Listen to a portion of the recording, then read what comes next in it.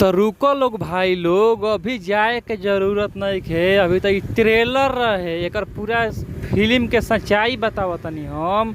तो फिल्म के सच्चाई इहे बा कि जे कि पहिलका गाना ह पिंटू लाल यादव के।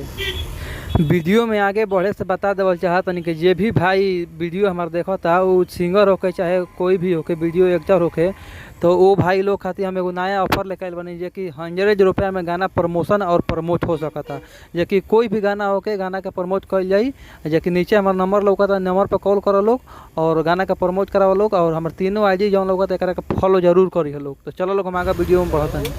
5 जून के पिंटू लाल यादव के गाना रिलीज हो रहे और 8 जून के मसूरिया में यादव गइले।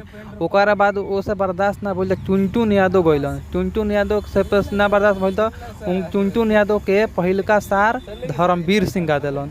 धर्मवीर सिंह से बर्दाश्त ना लियाइल तो फिर से धर्मवीर सिंह के सार कुंजन सिंह गा दिलन। उनकरो से बर्दाश्त ना भइल तो सब कोई के सार पवन सिंह गा दिलन, जे कि सूर्यवंशम फिल्म में अपन गाना गा दिलन।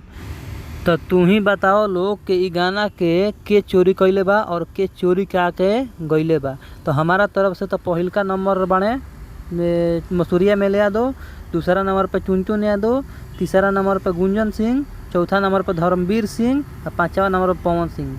तो सबसे केकरा के पहले कहल जाई तो पवन सिंह के कहल जाई। पवन सिंह के ऐसे कहल जाई कि जे कि छोटी छोटी ब्यास के गाना तू उठा के अपना बड़ बड़ मूवी में डालत रह, ओसे का तार मूवी चल जाई। अब बबुआन तार कतना लोग चल हैं, बबुआन पर गइल है, जे कि तू बहुत बड़ा गलती के लिए बड़ा। ऐसे पवन सिंह का सबसे बड़ा चोर माना जाई, कैसे के छोटा स्टार के, छोटा गायक के गाना चोरी करके गाना गा देले बाड़न।